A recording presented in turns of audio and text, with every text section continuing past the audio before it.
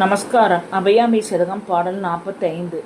மண்ணால் கரகந்தனை பிடித்து வாரி எடுத்து தலை மீது வைத்து ஆடும் பூசாரி மனம் போல் எனது மனம் உமந்து அண்ணாந்திருத்து குறிபாட்டி அசையாதிருக்கில் அசைந்துருகி அமுததாரை ஒழுகி வர அதனுள் பொழுதை செலுத்த அருள் ஒன்னாங்ககன முடிப்பொருளே உள்ள சிவமே நவரசமே ஒன்றாயோக மனத்துயிராய் உயிருக்கிறாய் இருந்தவளே வண்ணாலயமே நாணவெளி வனமே என்னை வந்தாண்டருள்வாய் மயிலாபுரியில் வளரிசன் வாழ்வே அபயாம்பிகை தாயே மயிலாபுரியில் மலரிசன் வாழ்வே அபயாம்பிகை தாயே மயிலாபுரியில் வளரிசன் வாழ்வே அபயாம்பிகை தாயே.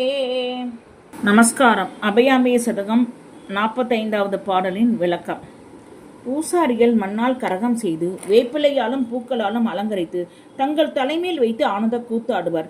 அதாவது அன்னையே கரக வடிவில் தலைமேல் இருப்பதாக பாவித்து ஆனந்த கழிப்படைவர். உடலும் உள்ளமும் அன்னையாக ஆகிவிட்டால் ஏற்படுவது பேரானந்தம்தானே. அபயாம்பிகை பட்டரும் இப்பேற்பட்ட பேரானந்தத்தில் மிதக்க நினைக்கிறார்.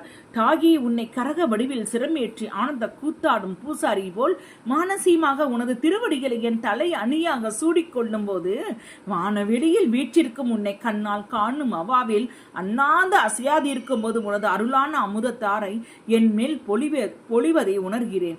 அந்த அனுமதி பேரானந்தத்தை அனுபவத்திற்கும் ஆனந்த நிலையில் அப்படியே அசையாதிருக்க கருணை புரிய வேண்டும்.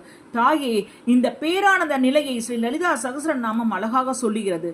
சுதா சாரபி வர்ஷனி 106வது நாமம். சுதா என்னும் அமிர்தத்தை சகசரத்திலிருந்து எல்லா நாடுகளிலும் பெருகும்படி செய்பவள். பரவெளியில் ஒன்றையான சிவப்பரம்பொருளாக இருப்பவளே.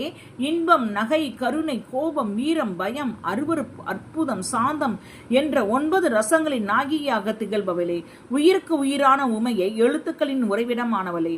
ஞானவெளி பூங்காவே, மயிலாபுரியில் வரங்களை தரும் வள்ளலாய் இருக்கும் மாயூரநாதனின் பிராண நாடியாய் விளங்குபவளே. அன்பினவருக்கு அபயம் அளித்து அருள் புரியும் அபயாம்பிகை தாயே.